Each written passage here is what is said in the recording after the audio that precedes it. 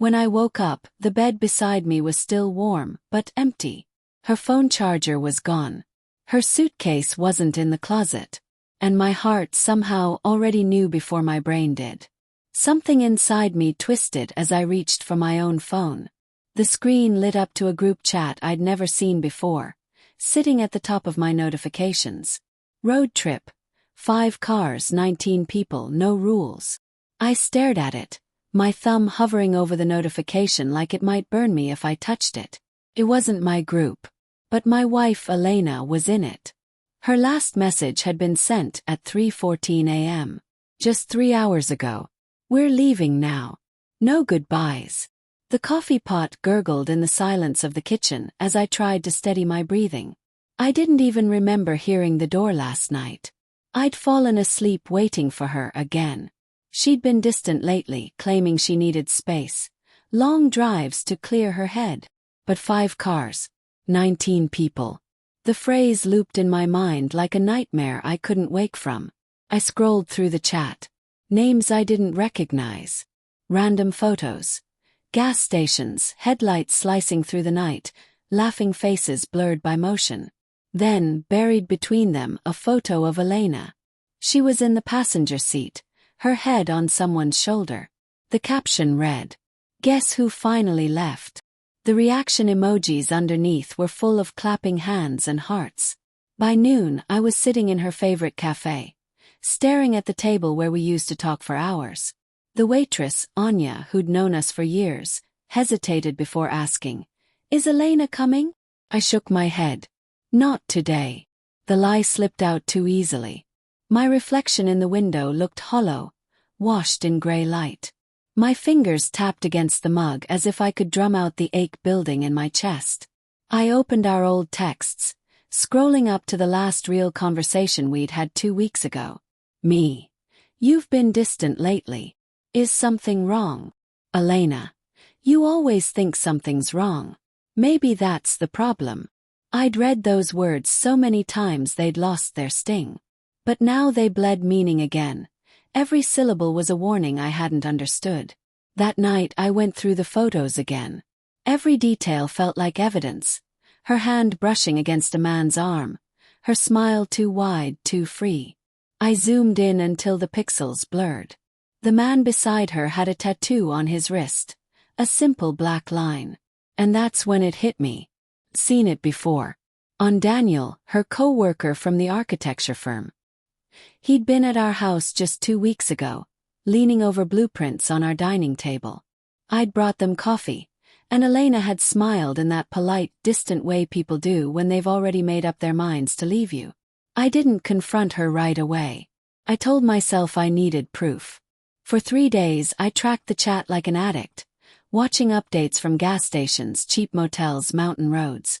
They never mentioned locations directly, but the photos gave clues. License plates, road signs, hotel logos reflected in mirrors. By the 5th day I found them. A small coastal town 3 hours north. When I arrived, the ocean was heavy and gray. The air tasted like salt and storm. Their cars were parked haphazardly near a cluster of cabins. I stayed in mine, watching through rain-streaked glass until I saw her. Elena. Step outside with Daniel. She laughed. That sound used to be mine. He wrapped his arm around her waist, and she didn't flinch. Didn't even look around. Something inside me fractured then. Not loudly but quietly, like a branch under too much weight.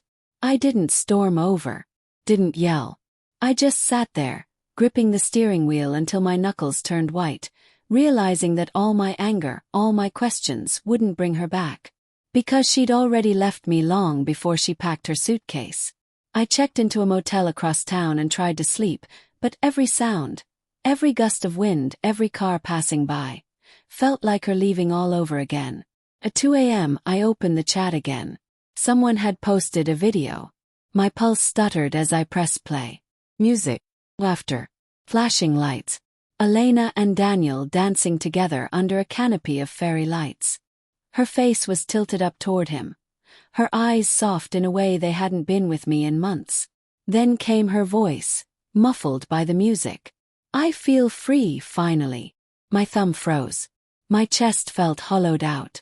There was no rage left, only emptiness.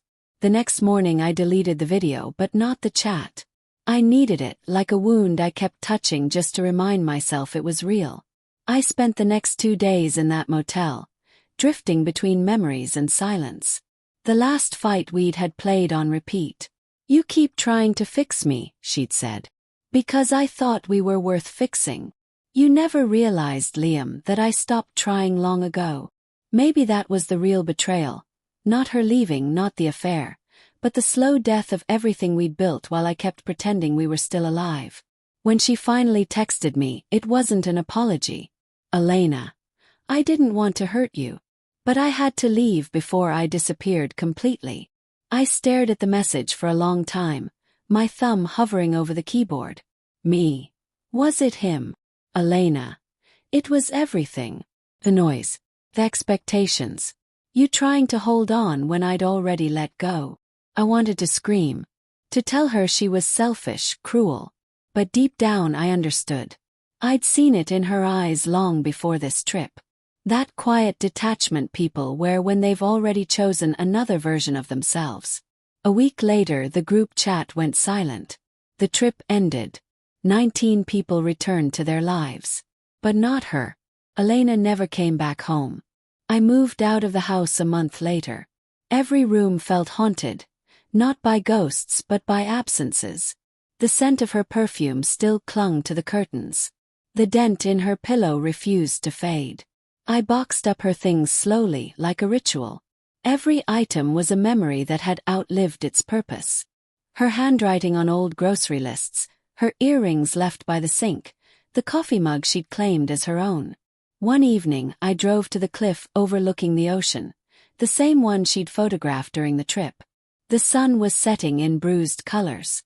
I imagined her there, hair whipping in the wind, eyes closed, finally free of everything that had tied her down. For the first time I didn't feel anger. Felt release. Because maybe betrayal isn't always a knife. It's sometimes a door. One person opens it, and the other learns how to walk through it without falling apart. 6 months later I got an email. No subject line. Just a single sentence. "I hope you're doing better." I didn't reply. Instead I deleted the old group chat, the one that had haunted me for months. The one where 5 cars and 19 people had carried away the life I thought I knew. When I finally looked up from my phone, the world outside my window felt quiet, almost kind. And for the first time since that morning I realized something. She had left without saying a word. But in her silence, I'd finally found mine.